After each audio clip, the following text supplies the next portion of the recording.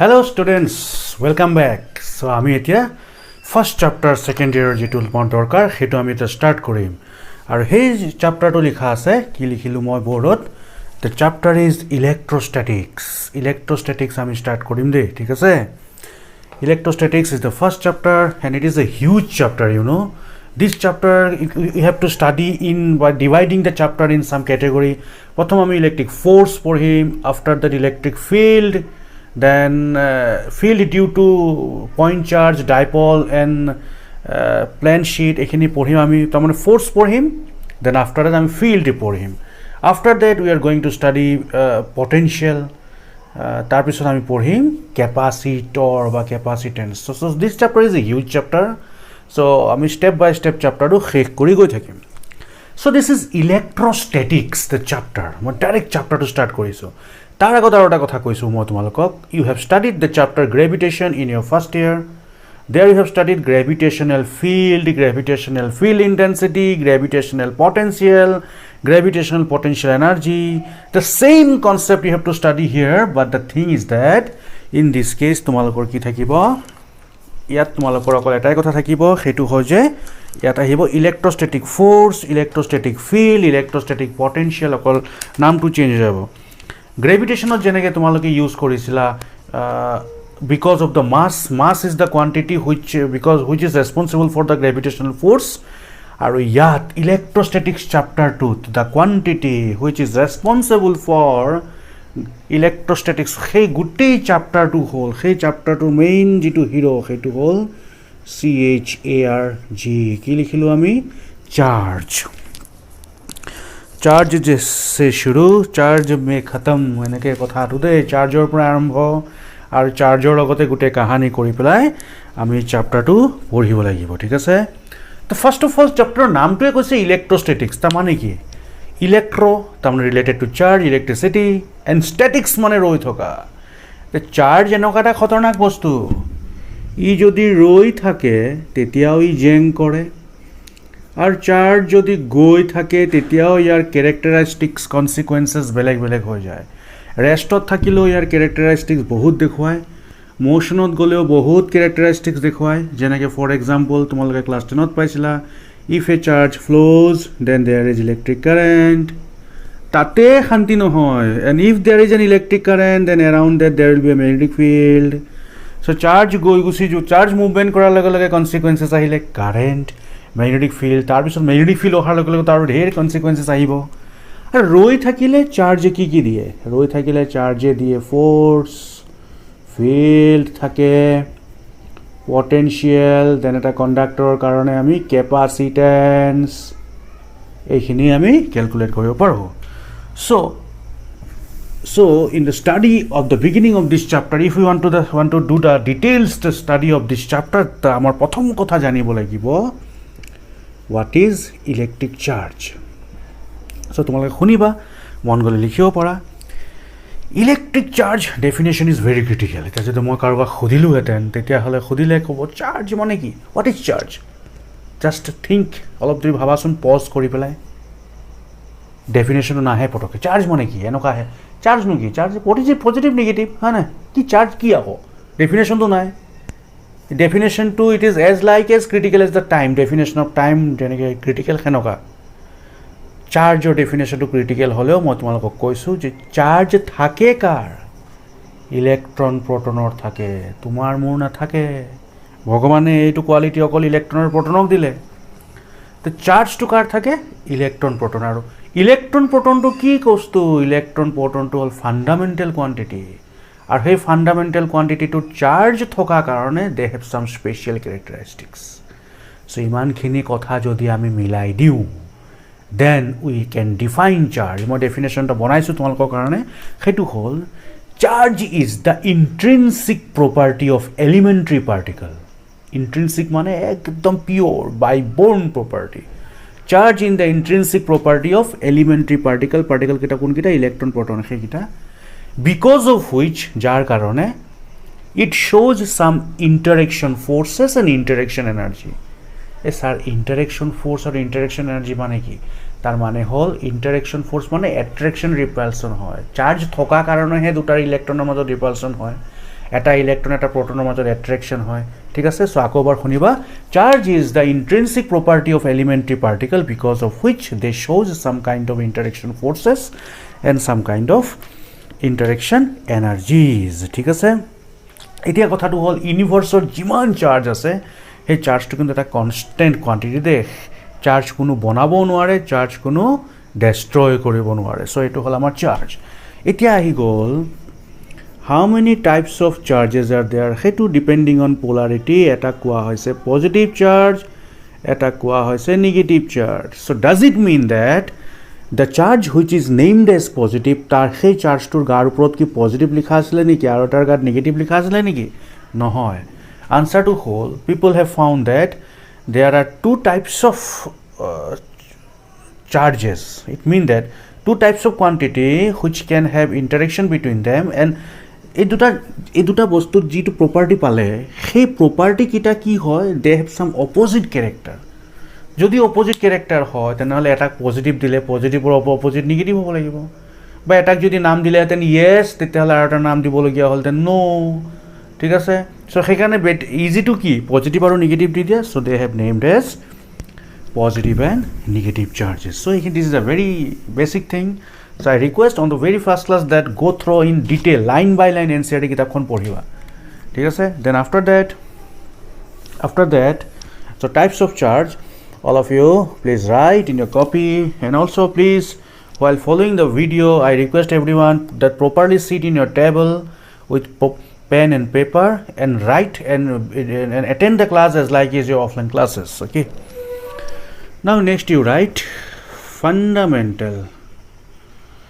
fundamental law of electrostatics or fundamental law of electrostatics e ki hoy he hetu eta electrostatics or fundamental law ki hobo pare he beshi dighol nokoru simple kotha jodi positive charge hoy ba negative charge hoy tahator majot ki thake repulsion থাকে আৰু এটা positive আৰু এটা যদি negative charge হয় তাহাতৰ মাজত কি থাকে অ্যাট্ৰাকশন থাকে so the property is that the like charges repel each other and the unlike charges attract each other this is the fundamental law of electrostatics समझ में आ गया बच्चा लोग so अगर ये समझ में आ गया नेक्स्ट लिखो तुम लोग frictional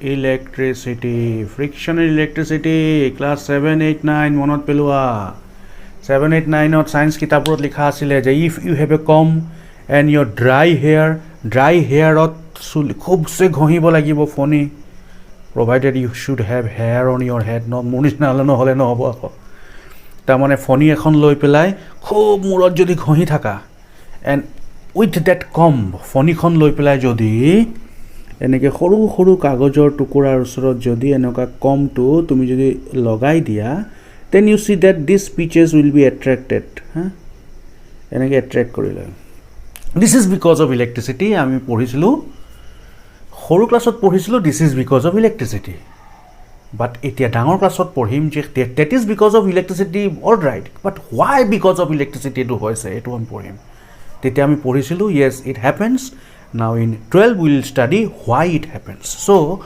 this phenomenon is known as frictional electricity because we have done friction of this comb with our hair and it gets the capacity so that it can attract the small pieces of paper now the question is that why it happens that we are going to study eta kothatu hol what is frictional electricity hol তোমালোকে শুনিবা when two bodies are rubbed together then due to friction one of the rub bodies acquires positive charge and the other body gets negative charge this thus the electricity produced by means of this process is known as frictional electricity tamne this is a suppose silk cloth and this is a suppose glass rod glass page number 3 de poriba de egeni kotha likha ase this is a glass rod or anything if you rub this glass rod a glass rod to jodi ate neke ghohi thaka then after few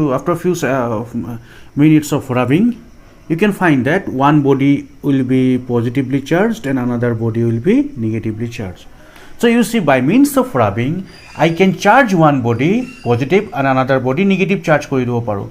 This process of producing electricity by means of friction is known as take ami ki boli ko frictional electricity boli ko. Thik ase buji palu.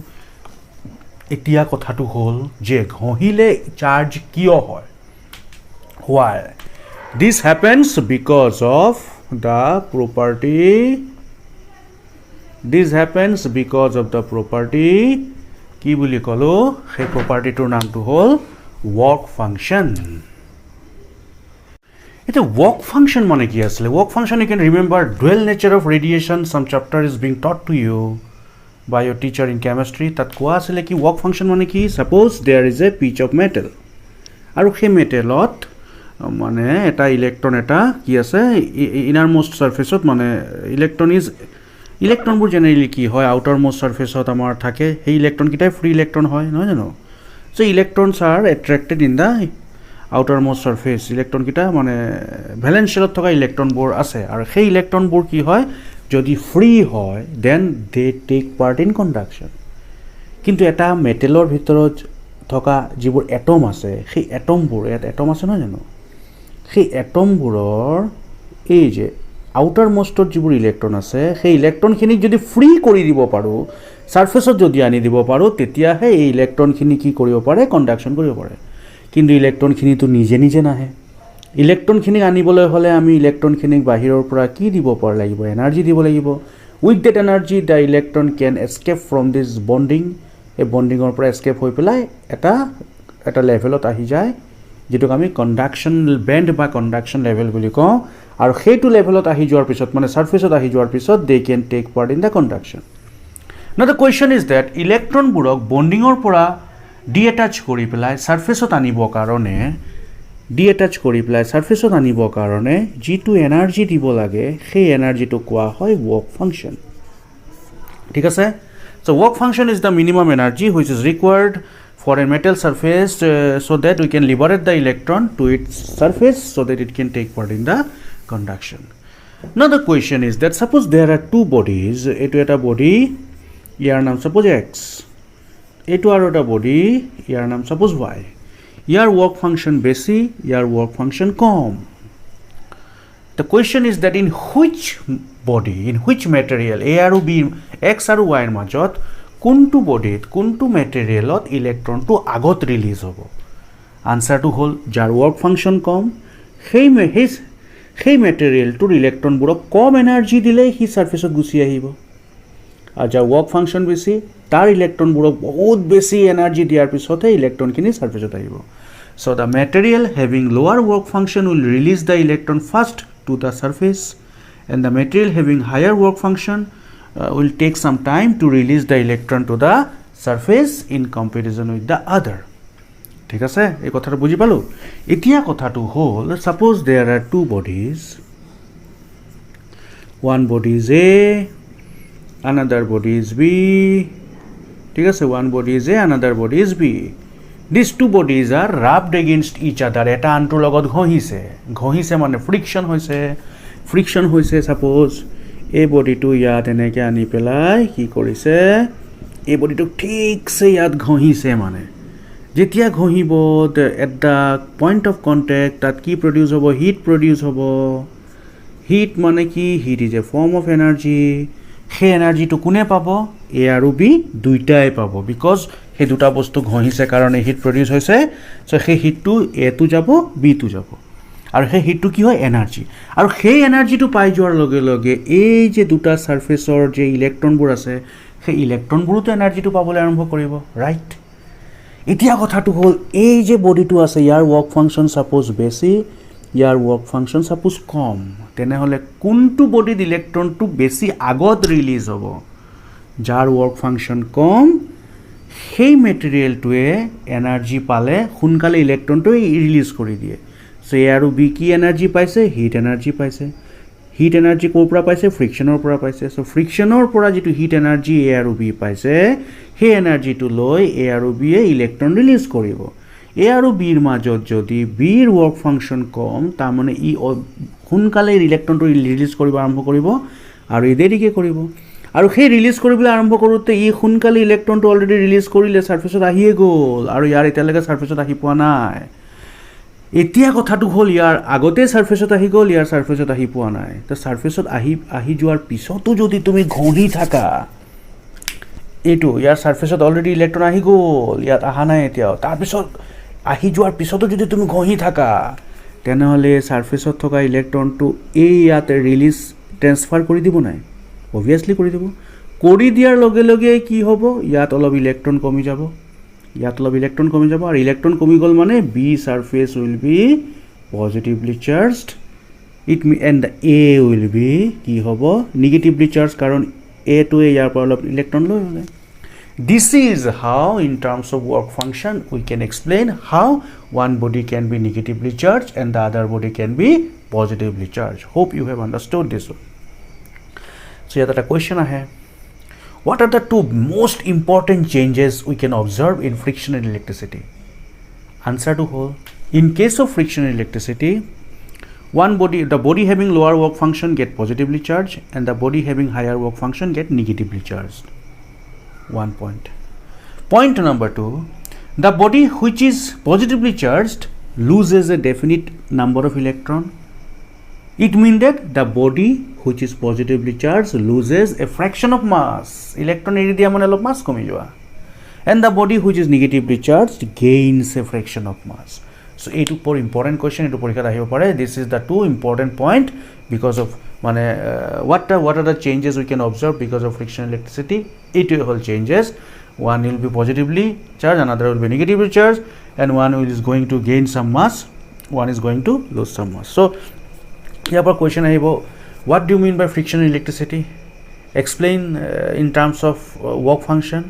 ঠিক আছে, লগত আহিব what are the two important changes you can observe when electricity is produced by means of friction. So hope তোমালোকে বুজি পালা চাগে, এইটো ভালকৈ বুজি পালা। এতিয়া আমি পঢ়িম নেক্সট টপিকটো হ'ল তোমালোকে লিখা গোল্ড লিফ ইলেক্ট্ৰস্কোপ। কি বুলি ক'লো? Gold leaf electroscope. ঠিক আছে, কিতাপতে আছে, এনচিআৰটি কিতাপতে আছে, তোমালোকে ভালকৈ চাবা। চ' এতিয়া আমি ডায়েগ্ৰামটো আঁকি লওঁ দেই। চ' ষ্টাৰ্ট কৰোঁ টপিকটো আমি গোল্ড লিফ ইলেক্ট্ৰস্কোপ। ডায়েগ্ৰামটো তোমালোকে আঁকি লোৱা।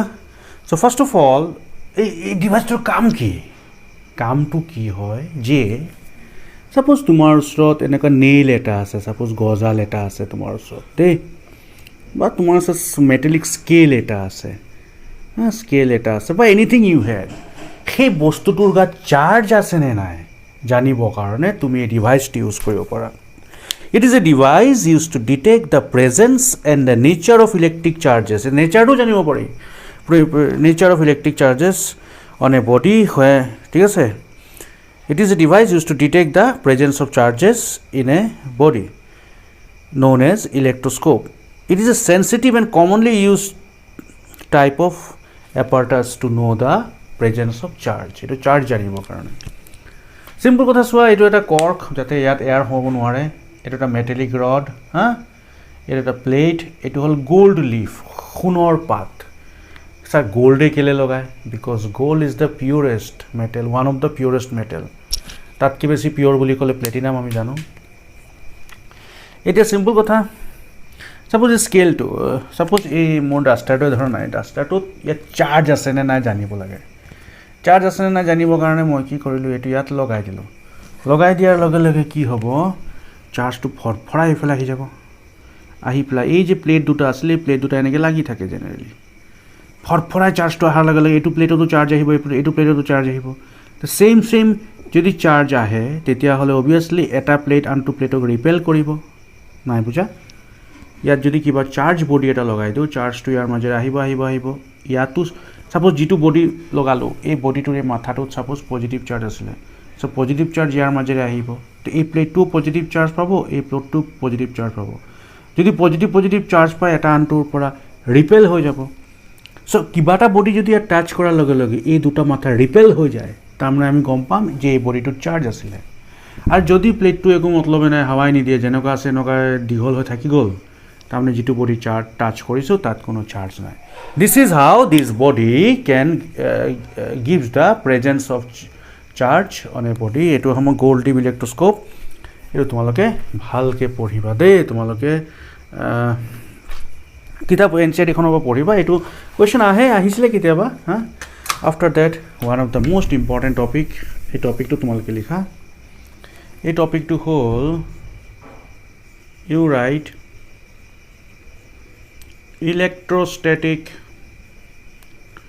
ইণ্ডাকশ্যন কি বুলি ক'লোঁ ইলেক্ট্ৰষ্টেটিক ইণ্ডাকশ্যন তাৰমানে কি এইটো এটা মেটেলিক বডি হে ये कोई भी मेटेलिक बॉडी है यार नाम ए और बी बॉडी टू नाम ए बी ये बॉडी टू metallic body do this body have some free charge at any end कोनोबा एंडत किबा फ्री चार्ज আছে নেকি না every metal is electrically neutral জানো আমি সো এই বডিটোৰ ওচৰত মই কি কৰিলো বেলেগ এটা বডি লৈ আহিলো সি বডি এটা যত সি বডিটো দেখি যায় নেগেটিভ চাৰ্জ আছে যেতিয়া এনেকুৱা এটা বডি সি বডি এটা ইয়াৰ ওচৰত লৈ আহিলোঁ এই নিগেটিভখিনি কি কৰিব এইটো এণ্ডত নিগেটিভ পজিটিভ সমান হৈ আছিলে নাই তাৰমানে এইটো এটা মেটেল তো মেটেল মানে এইটো ইলেক্ট্ৰিকেলি নিউট্ৰেল তাৰমানে ইচ এণ্ড এভৰি পইণ্টত পজিটিভ নিগেটিভ ইকুৱেল হৈ আছে যেতিয়া নিগেটিভলি চাৰ্জ বডি এটা লৈ আহিলোঁ ই কি কৰিব এইটো এণ্ডত যিবোৰ নিগেটিভ আছে গোটেইকেইটাক এইফালে ঠেলি পঠিয়াই দিব তাৰমানে সিটো এণ্ডত গোটেইখিনি নিগেটিভ গুচি গ'ল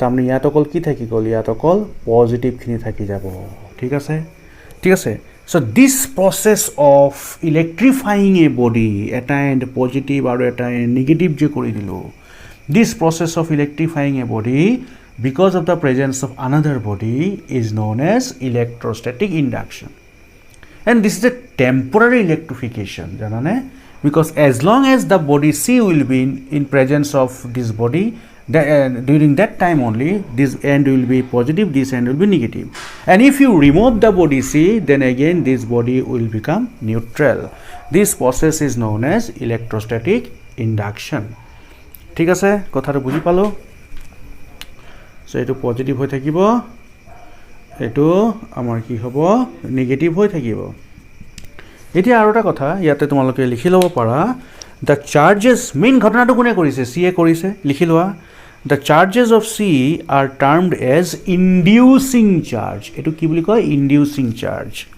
ঠিক আছে ই কি কৰিলে ইলেক্ট্ৰনখিনি হেফালে পঠিয়াই দিলে The charges of end A এণ্ডত যিটো পজিটিভ আছে হেতু কোৱা হয় বাউন্ড চাৰ্জ তাৰমানে পজিটিভ চাৰ্জটো বাউন্ড চাৰ্জ ৰৈ আছে আৰু সেই যে হিফালে যে গুচি গ'ল ইলেক্ট্ৰনখিনি ইয়াক কোৱা হয় ফ্ৰী ইনডিউসড চাৰ্জ ই মেইন ঘটনাটো কৰিছে ইনডিউসিং চাৰ্জ এটো বাউন্ড চাৰ্জ এটো ফ্ৰী ইনডিউসড চাৰ্জ বুলি কয় দেই এইটো হ'ল আমাৰ ইলেক্ট্ৰষ্টেটিক ইণ্ডাকশ্যন সো ইয়াৰ পৰা এটা কুৱেশ্যন বেংকতো আছে আৰু সেই কুৱেশ্যন বেংকত যিটো কুৱেশ্যন আছে তাৰ কুৱেশ্যনটো লিখি ল'বা তোমালোকে আৰু সেই কুৱেশ্যনটো কি কুৱেশ্যনটো লিখা what is the condition for maximum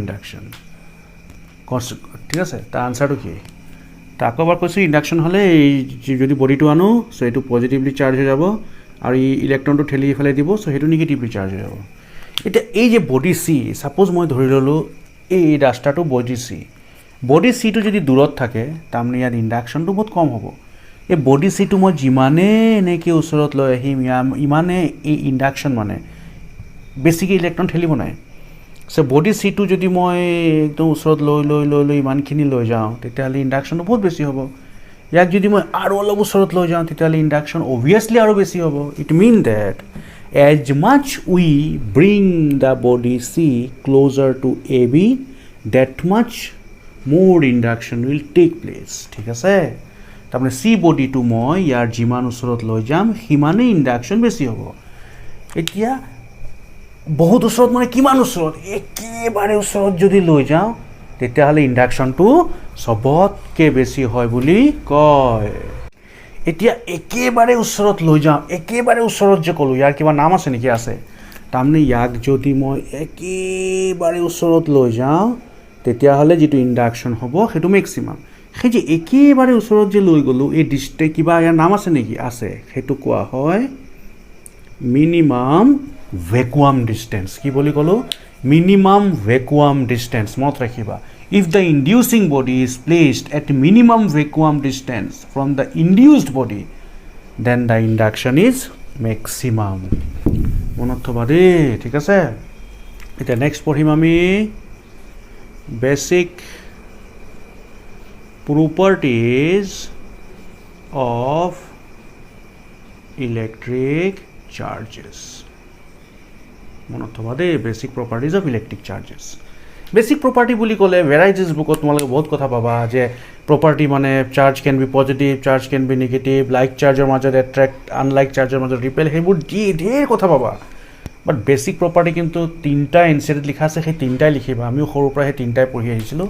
সেইটো হ'ল number 1, charge is quantized. What is the meaning of quantized? Charge is quantized মানে সাপোজ যিকোনো এটা বডি এটা আছে দেই, যিকোনো এটা বডি আছে, এই বডিটোৰ ভিতৰত কিবা এটা চাৰ্জ আছে, ঠিক আছে? সেই চাৰ্জটো কিমান হ'ব? The সাইণ্টিষ্টখিনিয়ে ক'লে যে সেই চাৰ্জটো কিমান হ'ব জানানে? That charge will be কি হ'ব? 1.6 into 10 to the power minus 19 আছে যে তাৰ কিবা এটা মাল্টিপুল হ'ব।